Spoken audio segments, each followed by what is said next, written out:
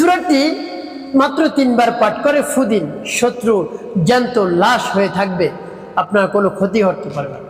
প্রিয় ভাই বোনেরা, আপনি তাকে দেখে আনন্দে আত্মহারা হয়ে যাবেন। আনন্দ করা ঠিক না কারো ক্ষতি দেখে, কারো কষ্ট দেখে। তবে আপনাকে যে কষ্ট দিয়েছিল সে সময় তো আপনি অনেক কষ্ট পেয়েছেন, তো এখন সে কষ্ট পাবে আপনি দেখবেন চোখে। তো প্রিয় ভাই বোনেরা, শত্রুকে আপনি জ্যান্ত লাশ বানিয়ে রাখবেন। দোয়াটি সূরাটি আপনি পাঠ করুন, দেখবেন কোনো ক্ষতি আর করতে পারবে না।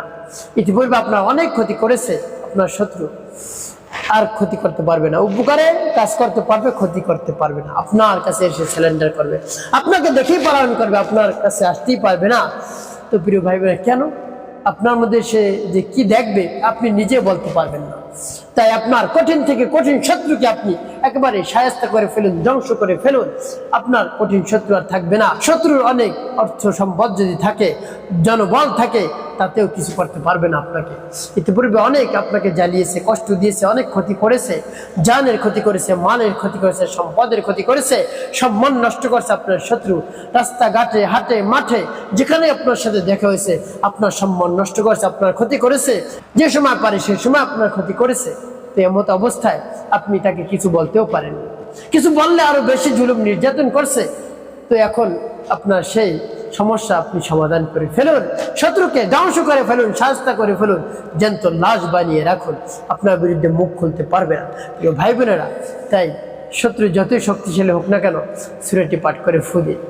শত্রুর একেবারে 12টা বেজে যাবে। তো আমলটি কেমন করে করবেন বলে দিচ্ছি। আমলটি করার ক্ষেত্রে আপনাকে ভিডিওটি না টেনে দেখতে হবে, তাহলে সঠিক নিয়মে আমলটি করতে পারবেন। আর যদি টেনে টেনে কেটে কেটে দেখেন তাহলে অনেক জায়গা বাদ পড়ে যাবে, সঠিক নিয়মে আপনি আমলটি করতে পারবেন না। প্রিয় ভাই বোনেরা, তাই আমলটি করতে হলে শুরু থেকে শেষ পর্যন্ত দেখুন। কিভাবে আমলটি করবেন বলে দিচ্ছি। শুরুতে উত্তম রূপে পবিত্রতা অর্জন করবে এবং শত্রুর নাম, শত্রুর মায়ের নাম আপনি একটি কাগজে লিখে সামনে রাখবেন। এরপরে জীবনের গুনার কথা স্মরণ করে ক্ষমা প্রার্থনা করবেন, আস্তাগফিরুল্লাহ আস্তাগফিরুল্লাহ আস্তাগফিরুল্লাহ, বা পূর্ণ ইস্তিগফারটা আপনি পাঠ করতে পারেন। আস্তাগফিরুল্লাহ রাব্বি মিন কুল্লি যামবি ওয়া আতুবু ইলাইহি লা হাওলা ওয়ালা কুওয়াতা ইল্লা বিল্লাহিল আলিয়্যিল আযীম। এভাবে যখন ইস্তিগফার পাঠ করা হয়ে যাবে, এরপর 3 বার দুরূদ শরীফ সাল্লাল্লাহু আলাইহি ওয়াসাল্লাম সাল্লাল্লাহু আলাইহি ওয়াসাল্লাম সাল্লাল্লাহু আলাইহি ওয়াসাল্লাম। ইস্তিগফার দুরূদ শরীফ পাঠ করা হয়ে গেলে এরপরে আপনি সেই সূরাটি পাঠ করবেন। যখন পাঠ করবেন আল্লাহ রাব্বুল আলামিনের কাছে বলবেন মনে মনে, আল্লাহ আমার জানের শত্রু, সম্পদের শত্রু, সম্মান নষ্ট করে শত্রু, আল্লাহ চতুর্দিক থেকে আমার ক্ষতি করে সেই শত্রুকে আপনি দমন করে দিন, নিস্তেজ করে দিন, একেবারে ধ্বংস করে দিন। আমি কোনোভাবেই আর সহ্য করতে পারছি না, অনেক দিন হয়ে গেছে সহ্য করছে, আল্লাহ আর পারছি না, আমার পিঠ দেওয়ালে ঠিকই গেছে, কি করবো? এমত অবস্থায় আপনি আমার এই আমলকে, এই সময়কে কবুল করুন। আপনার স্বর্ণপূর্ণ হয়েছে, শত্রুর মন একেবারে নরম করে দিন, গলিয়ে দিন, আর যেন ক্ষতি আমার না করে, আমার উপকারের জন্য কাজ করে, আর ক্ষতি না করে, এভাবে বলে তারপর সূরা পাঠ করবেন পরিপূর্ণ বিশ্বাস এবং আস্থা নিয়ে। যদি মনের মধ্যে সন্দেহ থাকে যে কত কষ্ট ক্লাস করেছি, কত সাধনা করেছি, শত্রু দমন হয় নাই, শত্রু শায়েস্তা হয় নাই, তো এই আমলেই কাজ হয়ে যাবে, অবশ্যই হয়ে যাবে ইনশাআল্লাহ, যদি বিশ্বাস নিয়ে আমলটি করেন। আর যদি বিশ্বাস না থাকে তাহলে উপকৃত হতেও পারে, নাও হতে পারে। তাই বিশ্বাস নিয়ে আমলটি করুন, কাজ হয়ে যাবে। তো কোন সূরা? সূরাটি বলে দিচ্ছি, পরবর্তী কি কি করবেন বলে দিচ্ছি, আগে বলে নেই। সূরাটি হলো সূরাতুল লাহাব। বিসমিল্লাহির রাহমানির রাহিম। তাব্বাত ইয়াদা আবি লাহাবিন ওয়া তাব্বা মা আগনা আনহু মালুহু ওয়া মা কাসাব سيصلى نارا ذات لهب وامرأته حمالة الحطب في جيدها حبل من مسد। এভাবে যখন পাঠ করা হয়ে যাবে একটু ফুদে, তারপর আপনি আবার পাঠ করবেন বিসমিল্লাহির রাহমানির রাহিম।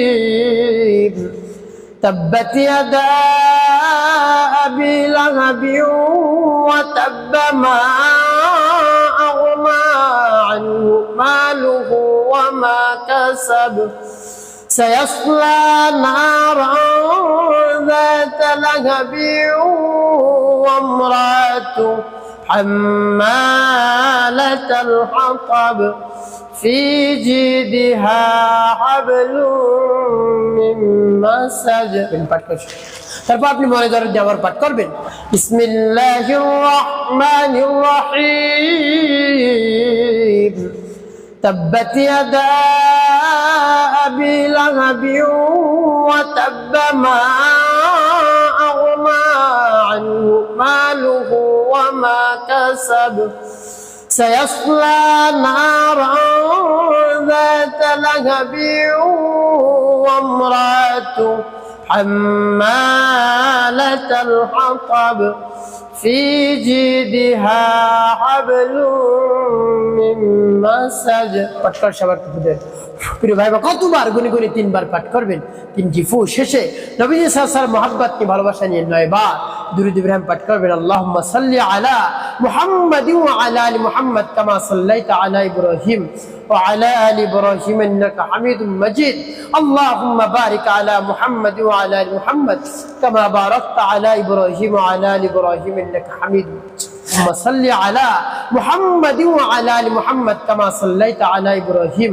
وعلى ال ابراهيم انك حميد مجيد اللهم بارك على محمد وعلى ال محمد كما باركت على ابراهيم وعلى ال ابراهيم انك حميد مجيد اللهم صل على محمد وعلى ال محمد كما صليت على ابراهيم وعلى ال ابراهيم انك حميد مجيد اللهم بارك على محمد وعلى ال محمد كما باركت على ابراهيم وعلى ال ابراهيم انك حميد مجيد اللهم صل على محمد وعلى ال محمد كما صليت على ابراهيم وعلى ال ابراهيم انك حميد مجيد اللهم بارك على محمد وعلى ال محمد كما باركت على ابراهيم وعلى ال ابراهيم انك حميد مجيد اللهم صل على محمد وعلى ال محمد كما صليت على ابراهيم وعلى ال ابراهيم انك حميد مجيد اللهم بارك على محمد وعلى ال محمد كما باركت على ابراهيم وعلى ال ابراهيم انك حميد مجيد এভাবে যখন দুরূদ ইব্রাহিম পাঠ করা হয়ে যাবে